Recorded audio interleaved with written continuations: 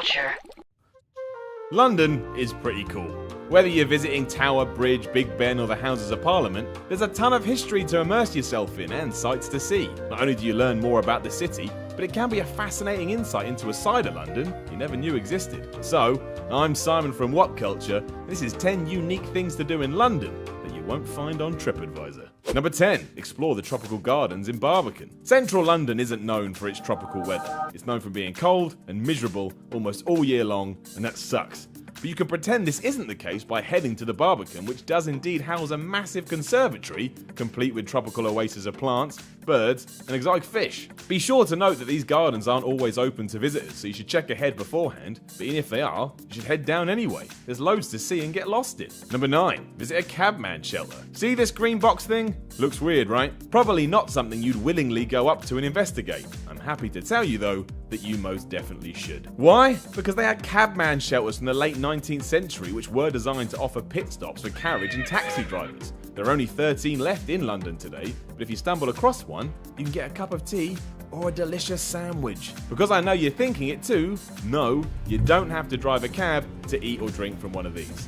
They're now just quaint tourist attractions. Number 8. Take in some taxidermy. In North London you can find Get Stuffed, a taxidermy shop that is, quite literally, rammed full of stuffed animals, many of which are considered rare and protected. As you can imagine, that's courted quite the controversy over the years. Available to visit by appointment only, it's truly ridiculous to see what they have on display. There's a lion, a giraffe's head, and a selection of foxes too. This is obviously a very niche and specific form of entertainment, but if you're looking for something different, this ranks very highly indeed. Number 7.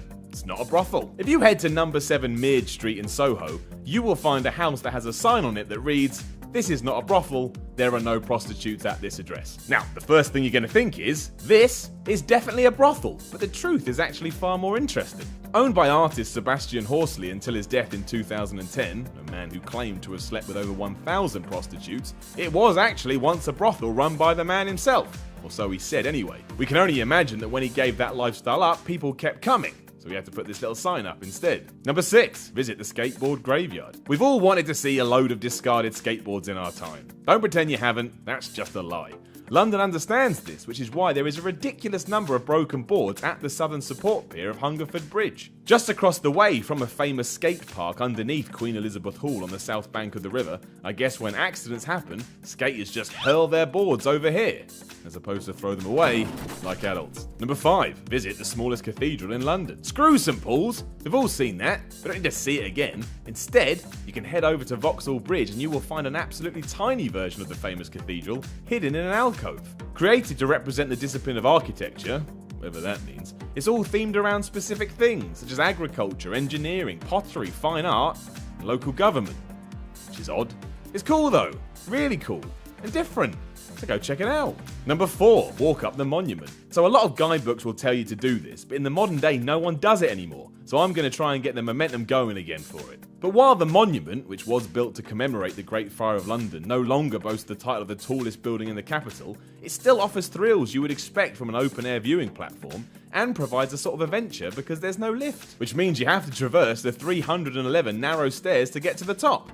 Makes you feel a bit like Indiana Jones. All of this only costs £3, as opposed to the Shard where you have to rip off a limmer's payment, and it's nowhere near as busy. So it just makes a lot of sense. Number 3. Visit L. Ron Hubbard's Fitzroy House. In the 1950s, Fitzroy House was taken over by none other than L. Ron Hubbard, aka the founder of Scientology. You can only visit by appointment, but once inside there is a bunch of weird and wonderful memorabilia from the man himself, including an electrometer, which is used to measure resistance to stress. It's free to get into, and they'll give you lunch if you want. Doesn't that make for a wonderful day out? Number 2. Dine on the Ginger Line. Going to a restaurant is too easy and too predictable, so why not shake things up by dining on the Ginger Line? It's only open on selected dates at secret locations along the East London line and is one of the world's only nomadic eateries. The whole process is like you're a secret agent as well, as you have to make a reservation on their website and just wait to receive a text telling you where to go. Plus their events are always themed, meaning no matter what happens, you're in for quite the experience. Number 1. Stop for a nightcap in the hidden bar at the BFI. The British Film Institute is awesome anyway and a popular destination for film lovers, theatregoers and tourists alike. It's located on London's South Bank along the River Thames. It's just a nice place to visit regardless. If you head to the Ben Hugo bar though and take a closer look at the bookshelf, you'll find a a secret hidden door that leads to the drawing room, a bar that's just waiting to serve you up cocktails and canapes. It's kinda like an old gentleman's club. There's loads of mahogany, leather sofas, and soft lighting. So it's pretty relaxing all in all, and that's never a bad thing. Know of any other awesome places to visit in London? Let us know in the comments below, and don't forget to like, share, and subscribe. You can even come tell me on Twitter at SimonMiller316. I'm Simon from What Culture, and I'll chat to you again soon.